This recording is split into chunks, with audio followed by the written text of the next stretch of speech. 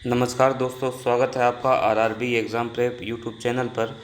और आज हम देखने वाले हैं फिजिक्स का एक इम्पोर्टेंट टॉपिक इलेक्ट्रिसिटी, और उसका हम देखने वाले हैं पार्ट 1। चलिए तो शुरू करते हैं बिना किसी दूसरी बातचीत के। देखिए यहाँ पर ये जो इलेक्ट्रिसिटी टॉपिक है, चैप्टर है जो हमारा, उसमें जो इम्पोर्टेंट टॉपिक है हम सिर्फ उसको ही डिस्कस करने वाले हैं। इसके अंदर सबसे पहला टॉपिक आता है चार्ज। चार्ज क्या होता है? देखिए दोस्तों, सारे जो मटेरियल है, मटेरियल बना होता है एटम से।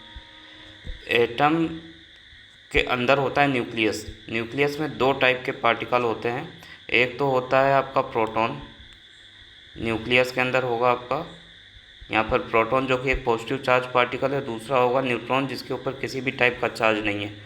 इसके यहाँ पर इस टाइप से सराउंडिंग में यहाँ ऑर्बिटल्स होंगे। इन ऑर्बिटल्स में इलेक्ट्रॉन रिवॉल्व करते हैं और इलेक्ट्रॉन नेगेटिवली चार्ज पार्टिकल होता है। तो यहाँ पर दो टाइप के आपको चार्ज मिला।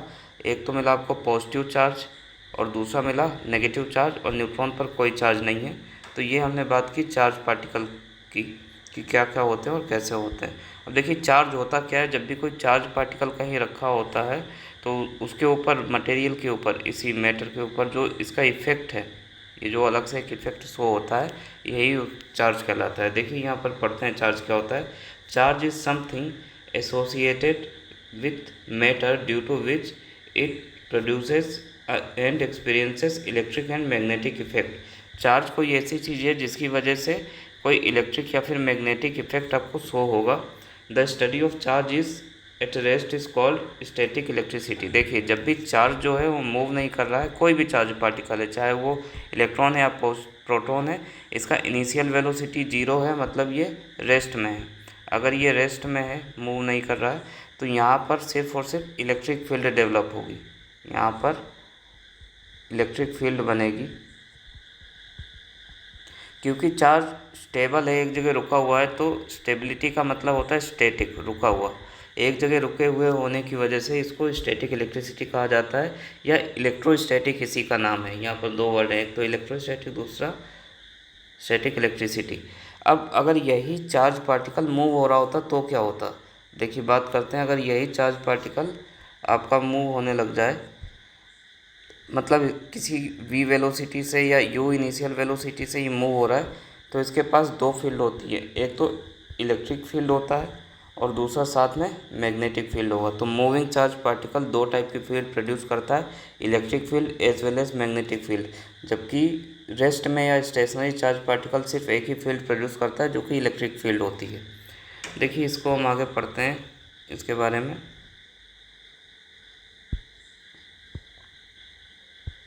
क्या है यहाँ देखते हैं। आगे है there are two types of electric charges, positive charge and negative charge. फिर से वही बात लिखी, पॉजिटिव चार्ज जो है वो प्रोटॉन पर होता है, नेगेटिव चार्ज इलेक्ट्रॉन पर होगा। अगर हम अमाउंट ऑफ चार्ज की बात करें तो चाहे वो प्रोटॉन हो या फिर वो इलेक्ट्रॉन हो, दोनों पर अमाउंट ऑफ चार्ज इक्वल होता है, जो कि ये 1.6 10⁻⁻19 कूलम। देखिए अगर पॉजिटिव चार्ज है तो यहाँ पर आपको प्लस साइन लेना है, नेगेटिव चार्ज है तो नेगेटिव साइन लेना है। वही चीज़ यहाँ लिखिए, the magnitude of elementary positive और negative charge is same is equal which is 1.6 10⁻⁻19 coulomb. बहुत इंपॉर्टेंट है, आपको इसको याद रखना है। डायरेक्टली इनडायरेक्टली क्वेश्चन यहाँ से आता है। अब देखिए चार्ज स्केलर है या वेक्टर क्वांटिटी है, इसके बारे में बात करते हैं। तो चार्ज एक स्केलर क्वांटिटी है। अभी स्केलर क्वांटिटी क्या होती है? स्केलर इस टाइप की क्वांटिटी होता है जिसके पास सिर्फ और सिर्फ मैग्नीट्यूड होता है, ठीक है, और डायरेक्शन नहीं होता है। There is no direction, only it has magnitude. साथ ही साथ वेक्टर लॉ ऑफ एडिशन को फॉलो नहीं करता है। तो ऐसी क्वांटिटी स्केलर क्वांटिटी कहलाएगी। और वेक्टर क्वांटिटी कौन सी होगी? जिसके पास मैग्नीट्यूड है।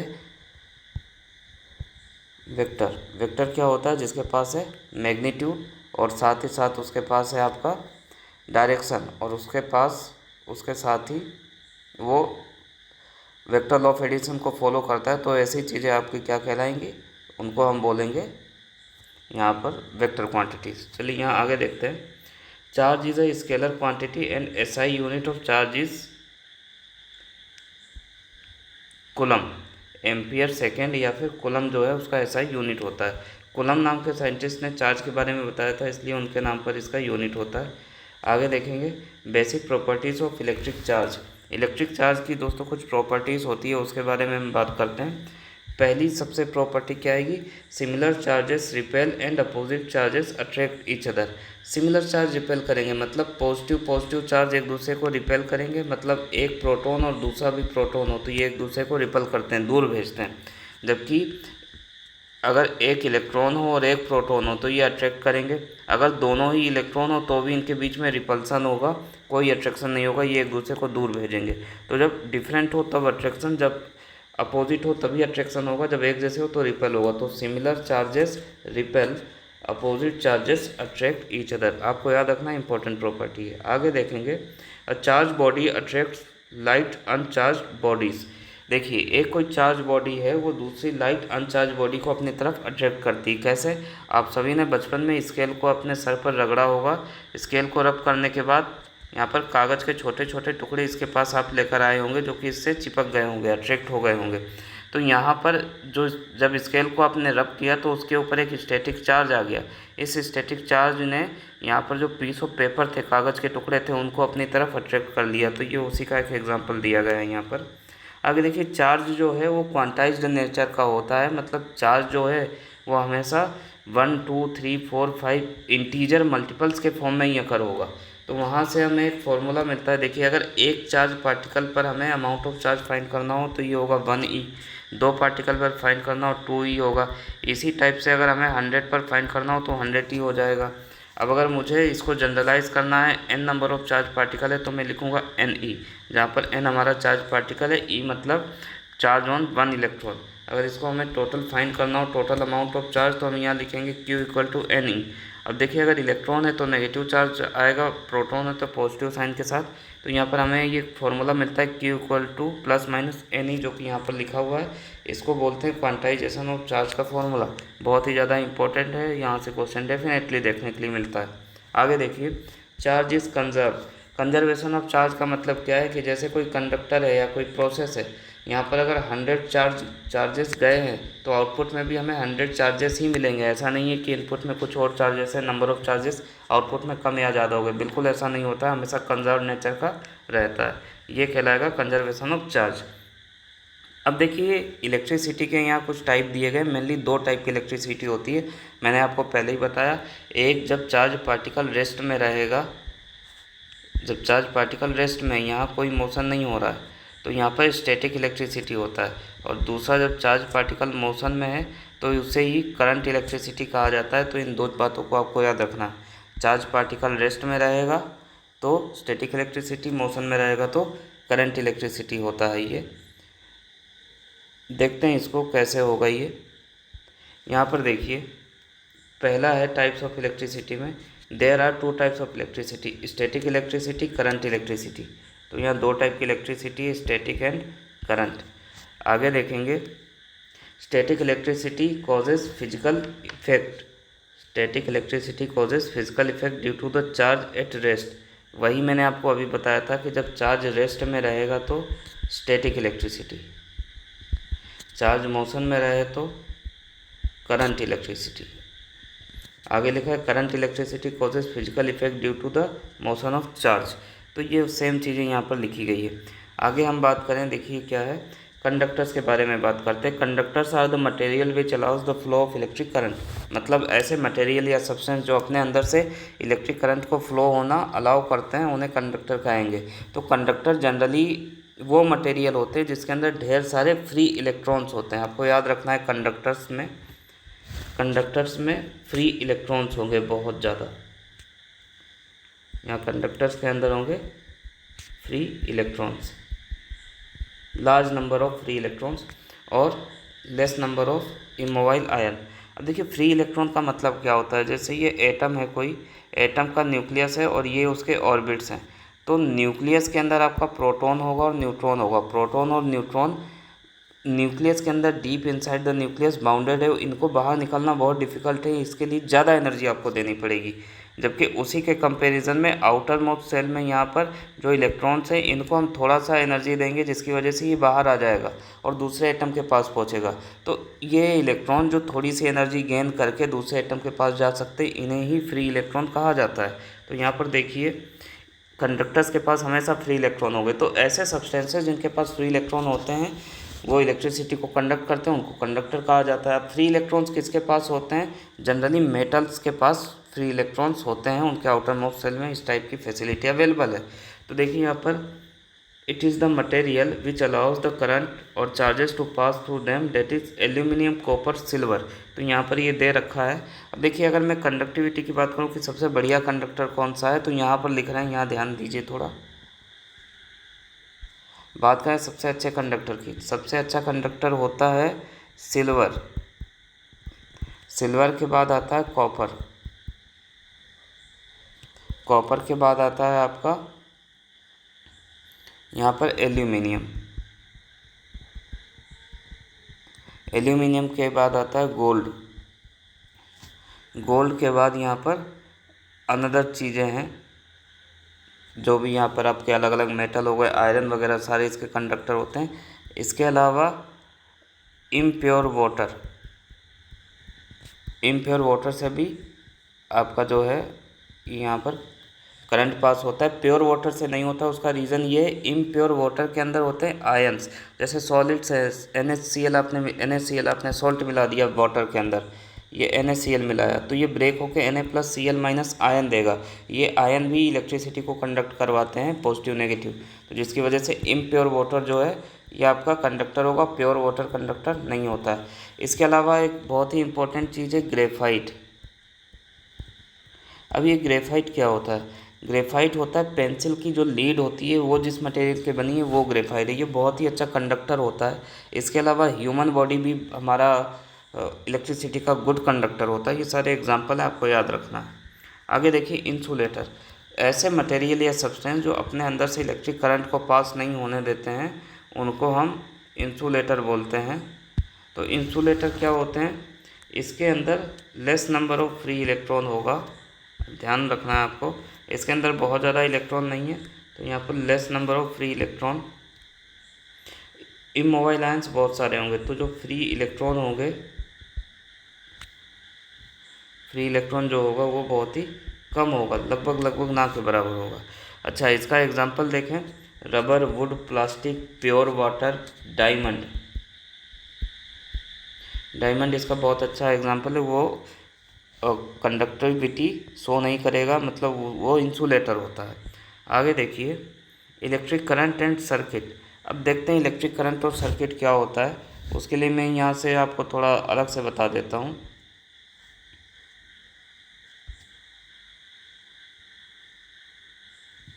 देखिए बात करते हैं इलेक्ट्रिक करंट की। इलेक्ट्रिक करंट पढ़ने के लिए सिंपली हमें क्या करना है, देखिए यहाँ पर इलेक्ट्रिक करंट क्या होता है। पहली बात तो करंट को I से डिनोट करेंगे, ये चीज़ आपको याद रखनी है। अब देखिए जैसे यहाँ पर कोई कंडक्टर है, जैसे हमने पहले बात की थी कि कंडक्टर्स ऐसे सब्सटेंसेस होते हैं जिसके अंदर से इलेक्ट्रॉन्स आसानी से पास हो सकते हैं, तो ऐसे सब्सटेंसेस कंडक्टर कहलाते हैं। हम पहले इसके बारे में बात कर चुके हैं। ये मैंने यहाँ पर एक कंडक्टर बना दिया है। ये अगर कंडक्टर है तो यहाँ पर इसका कुछ ना कुछ क्रॉस सेक्शनल एरिया होगा, इसको हम दूसरे पेन से बनाते हैं। ये होगा इसका क्रॉस सेक्शनल एरिया। अच्छा देखिए, अब अगर यहाँ पर करंट की बात हो रही है तो यहाँ कंडक्टर के अंदर, क्योंकि मेटल का बना हुआ है, ढेर सारे इलेक्ट्रॉन होंगे, तो पर यूनिट एरिया से, इस पर्टिकुलर पर यूनिट एरिया से यूनिट टाइम के अंदर जितने number of charge particle pass होंगे, यहाँ से जितने इलेक्ट्रॉन पास हो जाएंगे, यही सब मिलकर इलेक्ट्रिक करंट कहलाएंगे। अगर हम इसका डेफिनेशन देना चाहें तो ये होगा इलेक्ट्रिक करंट का, it is a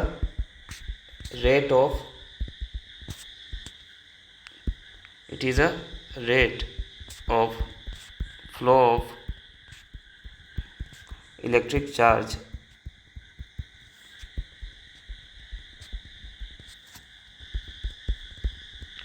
from a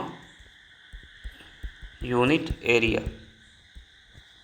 इसका मतलब क्या है, देखिए जब भी बात की जाती है रेट की तो हम टाइम से कंपेयर करते हैं, क्योंकि यहाँ से यहाँ तक चार्ज को आने में कुछ ना कुछ टी टाइम लगेगा, ठीक है। और जो चार्ज है यहाँ हमने इलेक्ट्रॉन ले रखा है, लेकिन चार्ज को बेसिकली क्यू से डिनोट करते हैं। तो इसका अगर डेफिनेशन देखा जाए तो rate of flow of charge, move हो रहा है आपका चार्ज फ्लो हुआ है, तो यहाँ पर क्यू आप लिखिए, किसके रिस्पेक्ट में, विथ रिस्पेक्ट टू टाइम, और इसी को आपका बोला जाता है करंट। तो करंट होता है चार्ज बाय टाइम। अब देखिए चार्ज की जो एसआई यूनिट है, यहाँ पर अगर हम बात करें चार्ज की यूनिट की, तो चार्ज की यूनिट हो जाएगी आपकी कूलम्ब्स, टाइम की यूनिट हो जाएगी सेकंड्स। तो कूलम पर सेकंड जो है ये यूनिट हो जाएगा आपका करंट का, इसी को हम बोलते हैं एम्पियर। ये इसकी एसआई यूनिट है एम्पियर, इसको कैपिटल ए या फिर एम्स से शो करते हैं। इसको एम्पियर नाम के एक साइंटिस्ट ने बताया था, इसलिए इसका यूनिट यही है। आपको ये फॉर्मूला याद रखना है बहुत ही ज़्यादा अच्छे से, एग्ज़ाम में इससे न्यूमेरिकल ज़रूर आता है, आप ध्यान रखें।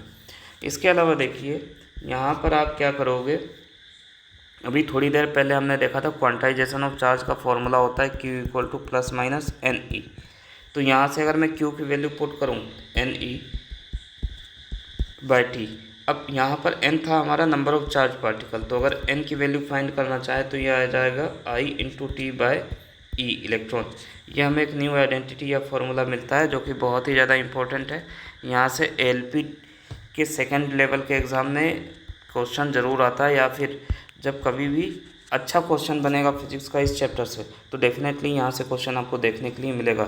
Number of charge particle find करने को बोला ही जाता है। तो अगर हम बात करें कि 1 कूलम चार्ज से अगर आपको क्वेश्चन दिया जाए ऐसा कि फाइंड द चार्ज पार्टिकल,